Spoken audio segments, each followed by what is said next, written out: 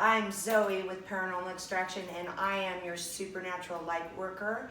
And we are interviewing Alan today on his vampire encounter. I am so excited about this. Now I want everyone to understand that this is a real, true story. And if you have a story, please contact me. I'd love to interview you. So I'm going to walk over and I'm going to sit down with Alan. Hey, Alan, how are you? Now let me just tell you one more. How's everybody today? I'm sorry for cutting you off. I'm doing fantastic because you're here. So I'm excited about telling the story. I know. So why don't I have a few notes here just on the Majestic Theater, but I'm going to let you go ahead and start with your story. So why don't you go ahead and start and tell everybody your story about your vampire encounter. And I appreciate you coming on. Thank you. Oh, my pleasure. It happened when I was about 12 years old. I was with a friend of mine. His name was Danny.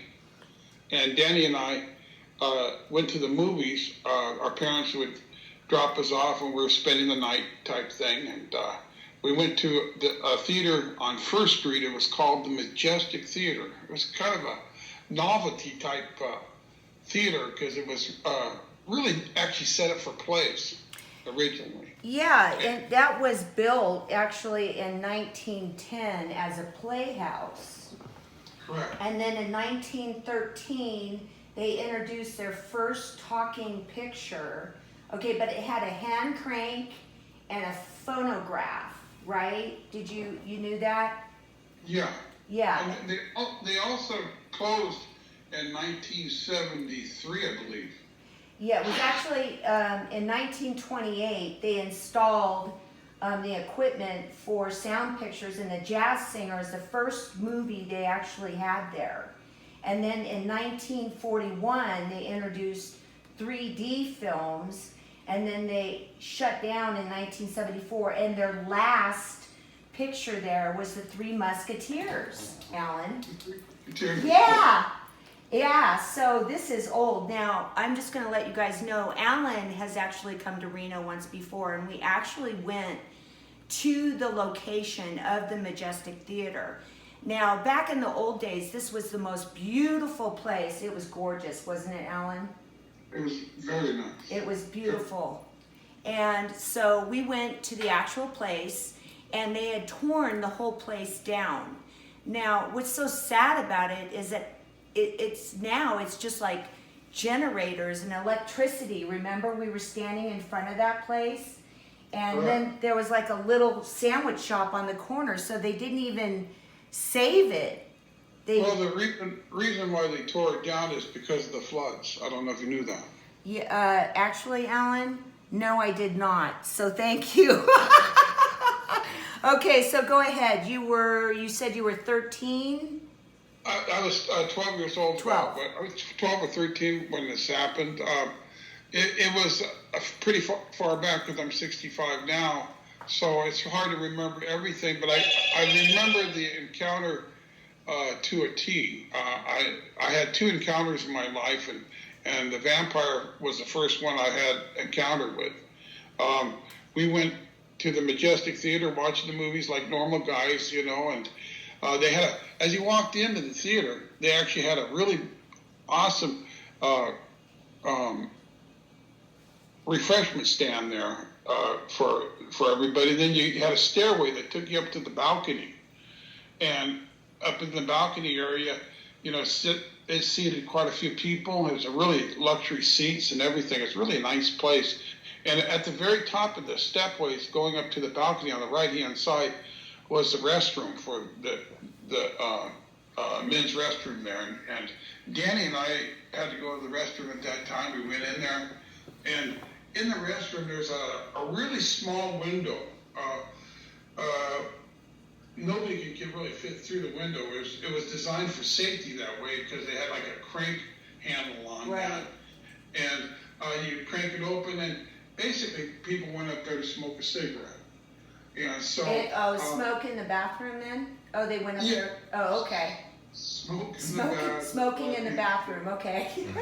And so Danny and I went up there, and we were in there, and I was just finishing, and Dan was in the stall in one of the restrooms there, and this guy walked in, and he was probably about 6'5". I noticed that he had really pale skin, and the thing that alarmed me, and that's what really startled me, is the way he looked with his eyes, and the way his hair looked, and I noticed that his nails were really extremely long. That's scary. That is spooky. I mean, they were actually almost like claws. And wasn't he really white too? You said he was like translucent skin. He was like he never got sun. Right. Okay. Like so what? Pale. So like goth people, like how goth people are now. Yeah, and his eyes were really mysterious and very dark. They were not really like a brown, like mine are brown. Right. They were more like a black. Black. Very. Yeah, they were pretty deep, and I was really nervous when he walked in, and I told Danny, I said, Danny, we're going to have to get out of here. And the guy, I remember pulling out a pack of cigarettes, and they were a pack of Salem's, and he says, would you like a cigarette? And I thought it was odd. I said, no, I really don't care for a cigarette. And then he looked at us and he says, I'm going to kill you boys. Whoa. That's yeah. And so what was your reaction once? Well, when when I was much younger, I wanted to get out of there as fast as I could, so I ran by him. And I always remember Danny realized he started getting out of the stall there, and he went to the other side, because I went to one side and got by him, and Danny had enough room to get by him himself. And I told Danny, I said, well, you stay here. I'm going to stay here. I told him, I'm going to stay here. I want you to run down and get management, because we got this guy trapped now. There's no way for him to get out of that. You were outside the door, right? I mean, I was outside the door. Outside the door of the bathroom, standing there while he ran to management, so you could wait, to see if he came out to tell management, right? Yeah, I told him to go get the management, because now we got this guy trapped. He's going to get in trouble. Okay. So we were pretty excited the fact that we caught this guy, and we're going to get him in trouble, and management's going to come up. So management did come up, and we all went into the bathroom. And there's no way to get out of the bathroom. There was nobody in the bathroom. What was your reaction when, Well, or what was their reaction? I mean, the people at the theater, did they say what they look like? I mean, what was the whole ordeal with that? They were thinking perhaps it was a little bit of our imagination. Oh, so then after they looked, did they go looking around the Majestic Theater for this particular person? They did look around. They looked in the balcony area, just in case they thought that he might have got past me. And he was just nowhere to be found in the theater. Okay, but so the bottom line to this is that this guy was pretty spooky looking, okay, weird, okay, some very, very strange, like a monster, and then a teeny little window, right, a teeny window, he can't get out, you're standing outside, and there's no way he can get out, and you go in and he's gone, right, gone. Okay, so Now, yeah, go ahead. I don't usually like to tell the stories that of my encounters to anybody, because most of the time people really don't believe you. And so I got to talking to a friend of mine, and I was telling Dylan that about my story, and he goes, "Are you kidding me?" And I said, "No, I'm not kidding you at all." He said, "Well, that's really odd, Al." And I said, "Why, Dylan? Why are you saying this?" And he says, "Well, Betty and I were out with some friends of ours, and it was pretty dark that night. There, a moon out. And we were with friends, and we saw this guy. We were up in an area where there was an old building. And there was nobody around because it was a deserted building, he says. And they were with this couple, and they saw this guy there, and they were kind of a freaky guy, they thought. He had really pale skin. And a pretty good-sized guy. And he said it freaked him out. And luckily for the couple that was with him, somebody came up and picked them up. So they took off. And so it was just Betty and Dylan. And so what happened was Dylan started walking towards the gate and everything, which is quite a ways. He said it was down from a hill from where they were, because they were up upon where the building was up. And so they saw the guy again, and they figured, well, we'll just kind of fast step it. And they got to jogging to get out of there. And he said by the time they got all the way down to the gate, which was quite a ways, he said, the guy was there, waiting for him. Wow. And so Dylan was kind of, at that point, pretty freaked out about that. And he said that he just told Betty, let's just keep on walking. And they kept on walking, and he started following them. And so Dylan really didn't have any choice because, he wants to protect Betty. He decided to confront the guy. To physically confront him. Wow. So he approached him physically to do something about it. And the guy hit Dylan in his stomach. No way. And it took him and knocked him back. He said about 5 to 6 feet. It brought him up in the air. That's how powerful he was. And wow. Dylan said he passed out. And when he woke up, there was Betty. She was passed out. So they don't really know what happened at that point in time. And I thought to myself, boy, that's really a far-fetched story. Maybe he's just kind of pulling my telling me a story or something here. Well, yeah, isn't that what everybody thinks? Huh? At first, that's what everybody thinks at first when someone's telling you a story. I absolutely thought he was just heard my story, so he wanted to add to it. Oh, okay. You know what I'm saying? Yeah, I know what you're saying. And so I kind of gave him that look, and then he lifted his shirt up, and he showed me the scars, and those scars were of a handprint. You could see the scars directly that were still in his stomach. So I knew he was telling the truth at that point in time. So there was was it like a 5-finger, drag down his stomach, scratch? No, it was like the nails went into his stomach as he was lifting. Caused him to bleed, that's why he passed out. And so he was bleeding. So what happened after that? Well, they never told anybody. I was the first person they ever told. And so I told him, I'm really glad he told me the story because it made me think about what had happened with me. Right. And, I really checked into a lot of this stuff. A lot of people think that it was more of a European, where the vampires came from. And actually the vampires came from Italy. People don't know that. Right. And the first vampire was an Italian.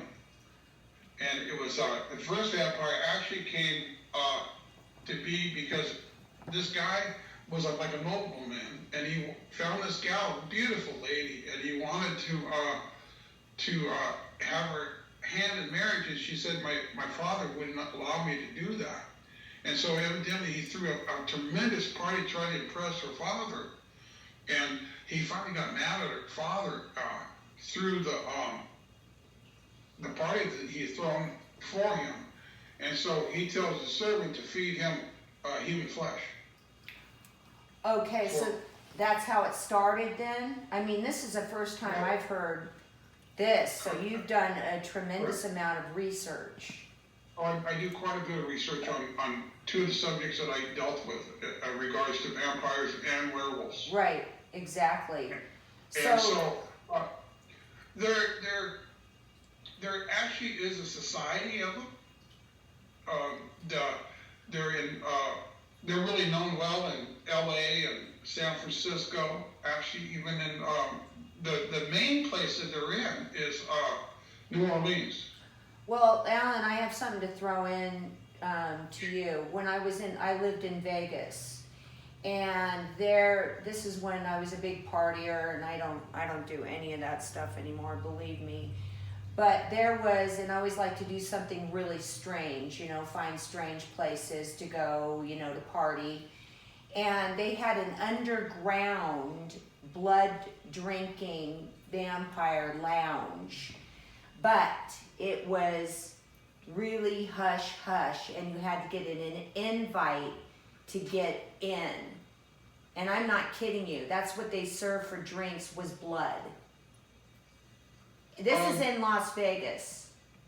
And it's not fake. I mean, this is not an actual lounge, okay? It's an underground society. Correct. Right, okay. So that's what you're saying is in LA. One of the hot spots is LA, New Orleans. Once, when I was in...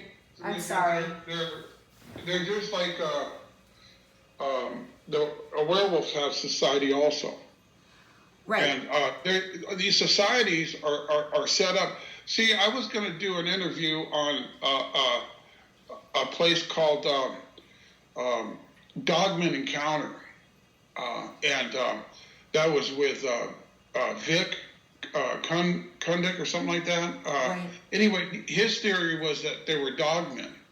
And so I didn't do the interview because to me, it was what I saw was not a dogman. Right. It was a werewolf. And so just like with the vampires, people don't really realize that they do exist. Right. Chances of ever coming across one is pretty slim. Right.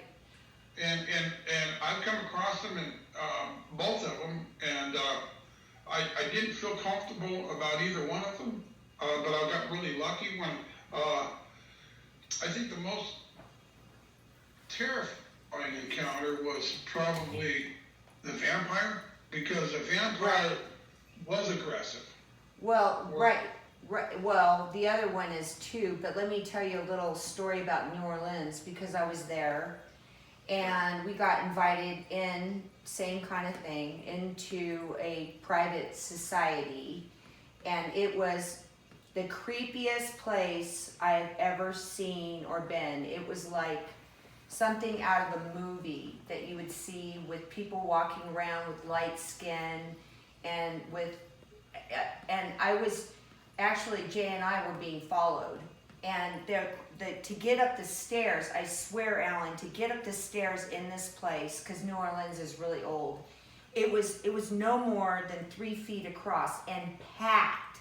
So you had to go shoulder to shoulder sideways to get up there. And we were so creeped out by it, because I'm telling you, it was Vampire Society, that we immediately looked around and people were staring at us. Okay, and we dressed pretty hot. So we were in kind of vampire garb, all right?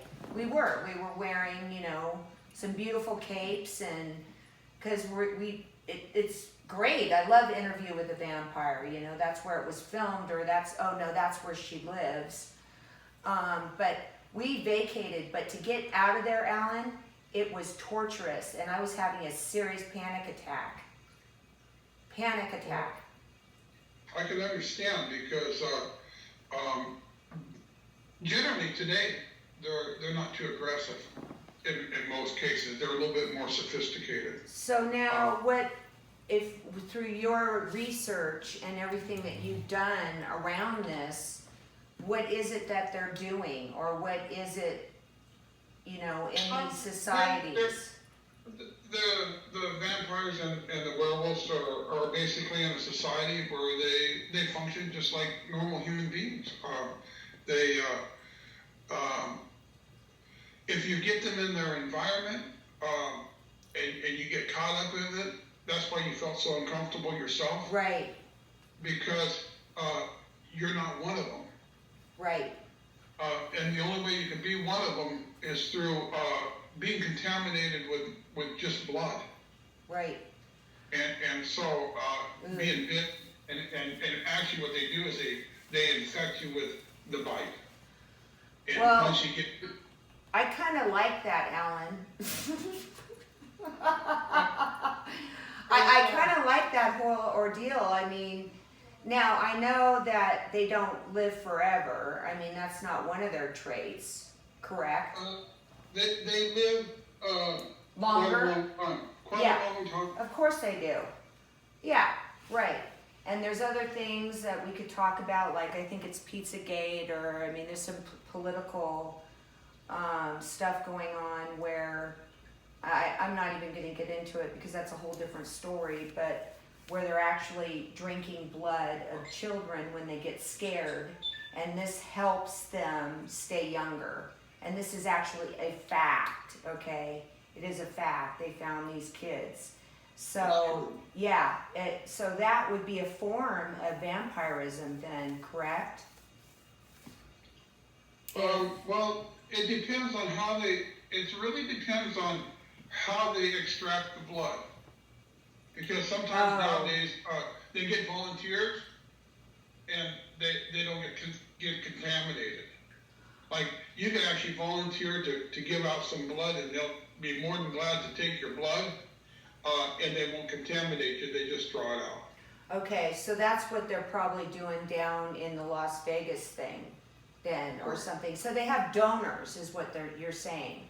So Absolutely. how do they contaminate then? I mean, do they actually bite you? Do they have teeth? What are they doing?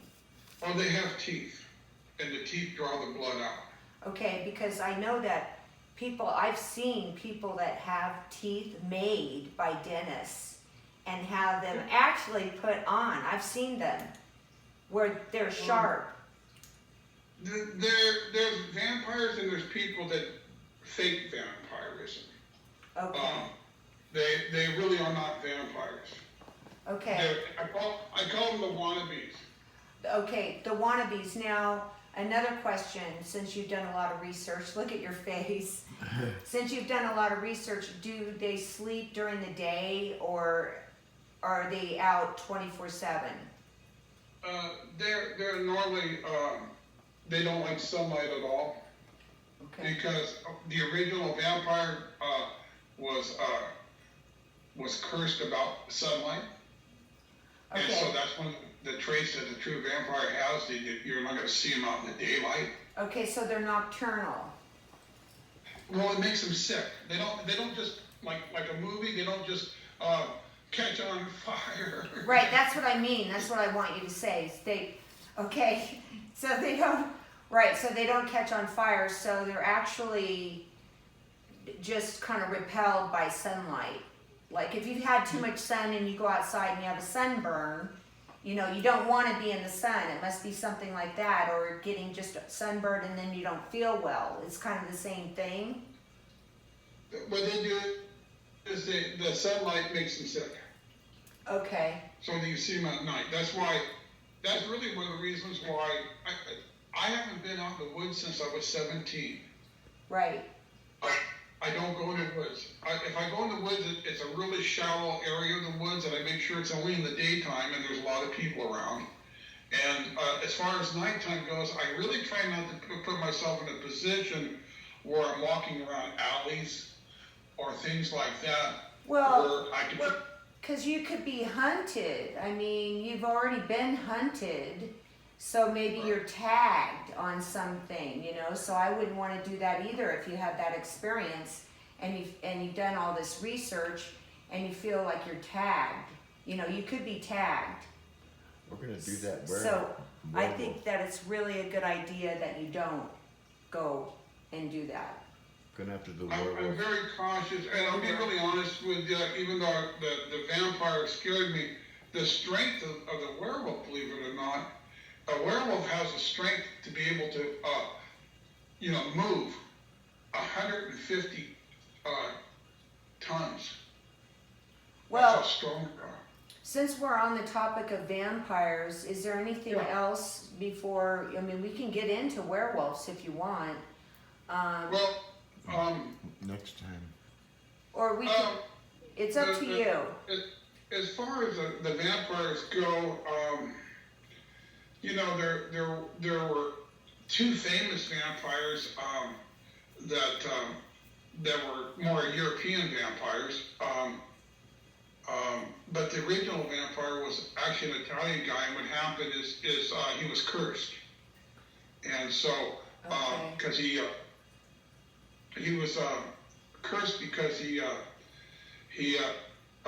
disrespected this lady's father, and so people don't really realize that we're talking about black magic. Yes. And people don't really understand black magic. Black magic's very, very powerful, extremely powerful, and people don't understand that. No, they don't, and I could do a whole show just on black magic. Now, unfortunately, I used to practice part of that, okay? That was before I became doing everything I do, and the reason why I talk about so many different topics and I have so much experience is because I've done it, okay? Or I've had the experience, but I absolutely 100% agree with you about the curse. Matter of fact, I was speaking with someone 2 days ago that's going to come on and talk about her family curse. And it does exist. And I do believe you on that one 100%.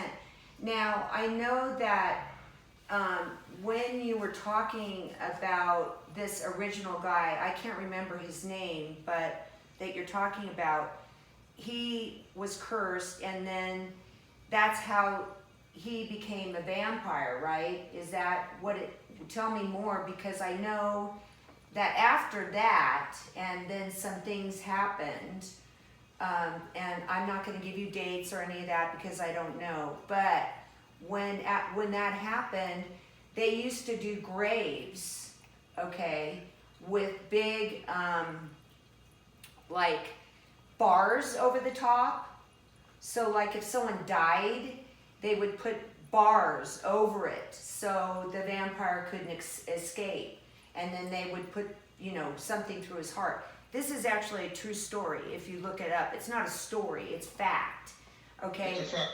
It's a fact. However, they can't say this is for surely, so it's not really a fact, okay? But it's part of the folklore. How would you, I would say folklore. Folklore would be a better name for it. But I'm assuming that that's the same guy they're talking about that started it. Yeah, the original person that started it was from you know, Italy itself. What was his name? Do you remember his name? It starts with an M. I mean, most people can probably research and stuff like that. I'm so rough with European names. And then there was, well, everybody knows of, what is it, Amir or something like that? Yes, Valdemir, I think. Yeah, Valdemir. the other one was Crosses or something like that.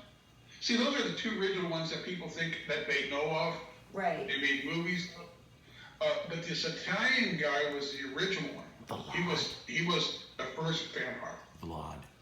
Oh, it's called Vlad. His name is Vlad. The second vampire you're talking about is Vlad. Dee just said it. His name is Vlad. Vlad is not the first vampire. No, okay, but he's one of them, right? Oh, he's one of the first vampires, correct. Right, but not the actual very first one. But you said you couldn't remember. Dee just remembered his name, so. But now, the only reason I didn't really go too much into the societies, and I've done some research on this stuff, and I don't want to go into too much of it because I really think that I'm the type of person that I feel that everybody has a right to live. But depending on no matter what they are. Right. And therefore, I don't like to go too much into it because I don't just want people to search them out. Well, I yeah. don't, And, you know, I mean, talking about this right now, you know, we're going to get a lot of people going, oh, this is bullshit, and, you know, this and that. And talking about it also, yeah, with someone who's, like, I'm a big Dracula fan, okay? I'm huge. Like, Bram Stoker's Dracula, I probably watch that movie, I don't know, what, 6 times a year? But if you look at the movie, it's actually beautiful, and it's a love story. Plus, he's hot. well, when I was in junior high, I used to do makeup work for the junior high, with different schools and stuff. I was really, really good at makeup. And so, they asked me if I'd do a play. And so I was leading role in the play. I was Count Dracula. Oh, you were? Wow, wow. So But that's, it was done in economy, you know, for like a comedy type Dracula. So it was like, Lita, dear heart, I have some monstrous news to tell you. you're so funny. She'd say, what is it, my dear? And I said, I just mixed a chicken and a cow together. And she said, what do you get? I said, great cheese omelet. Oh, So okay. it was kind of fun. You know, we had a good time. It was a lot of fun. But it's really strange that when you're a kid, when I came across the werewolf, I used to watch like The Wolfman, and Right. I might something the real werewolf and Well, Long Cheney. I two different would things. personally, I mean, I'd like to do a whole separate video on that experience, because if we could do that and keep it to the vampire today, because Yeah. I mean, we filmed that professionally when you were here, okay? And that video was done, I don't know, 2.5 years ago. But we actually went down to the location, and it was an incredible video, and it was just fantastic, because the experience was just, I mean, I don't even know what to say. I was just blown away with it, and it was just, so, I mean, are you willing to come on and speak about that too? Because I know that these are the only 2 things that ever happened to you, but that one is really a freak out. So how do you feel about that, coming back and talking about that? Yeah, I like to do that because I'll tell you something. There's a few things that I just didn't explain when we had the interview last time. Oh, really? Okay. Right. So we can, right, because we kind of met, and then we went to the location, and you really liked me because you didn't want anyone else to interview you. That's what you said, and that was so sweet. So we kind of just, you decided at the last minute to kind of go out there and do it. So I'm really excited about that, and I mean, the vampire, this is good, but this is nothing like the werewolf. Nothing like the werewolf. Vampires It's a freak out. extremely strong. People don't realize it. They're extremely strong. And a vampire is, they're a little bit more calculating. They're a little bit more mind thoughtful than a werewolf. Although, I'll tell you what, the werewolf works off of instinct. You know, like a natural animal instinct. Yeah. And when you see the instinct of a werewolf, wow. Right, that's a totally different ordeal.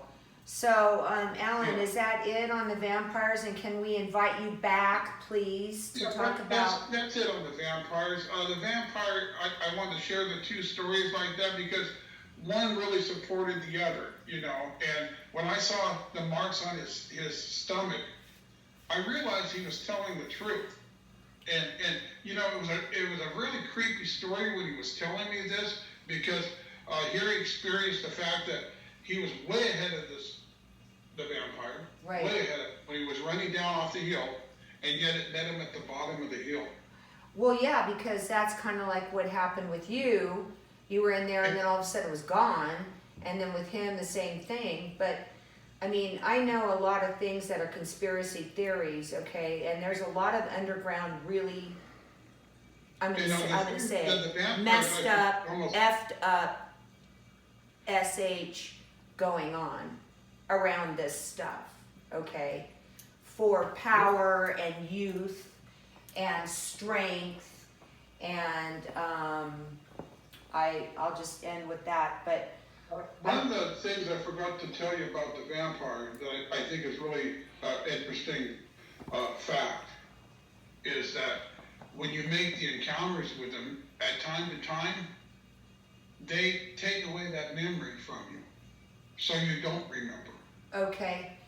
What about, They have the power to do that.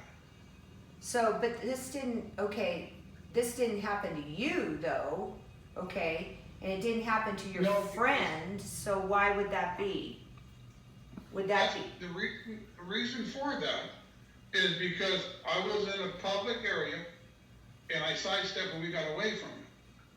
But when I saw his eyes, I noticed there was a kind of a feeling that just really made me uncomfortable.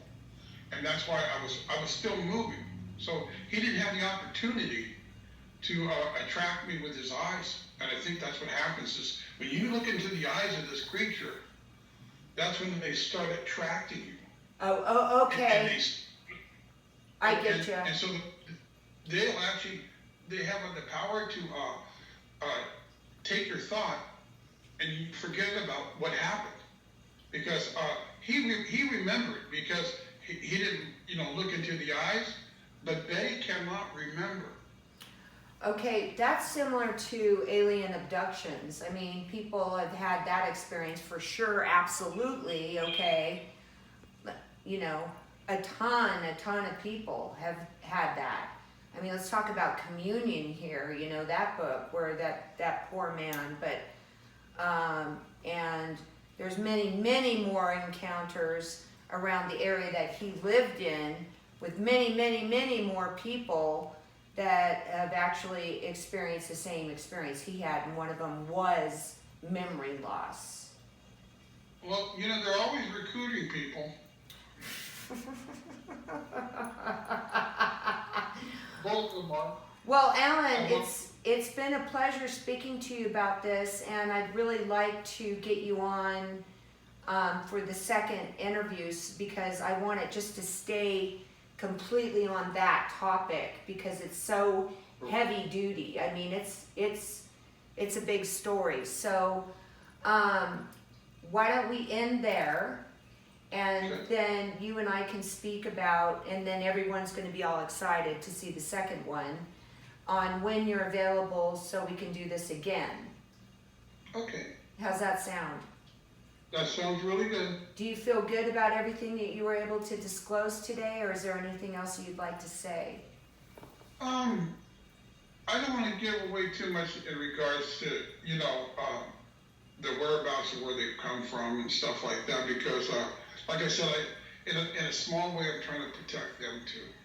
Okay, well, I have my rosary beads on, and I have red lipstick on today, and I have red in my shoes.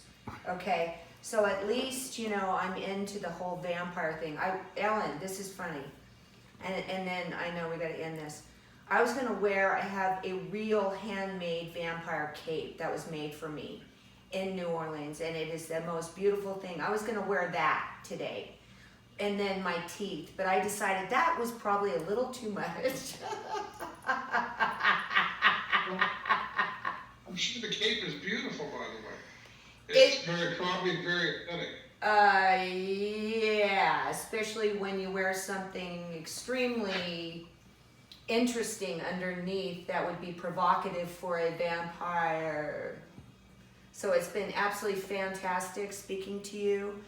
And I'm just going to say thank you again for coming on. And we are going to say over and out and look for our next video on werewolves with Alan. Thank you for your time, both of you. Thank you. Thank you, Alan. Have a nice. I'm right here, Alan.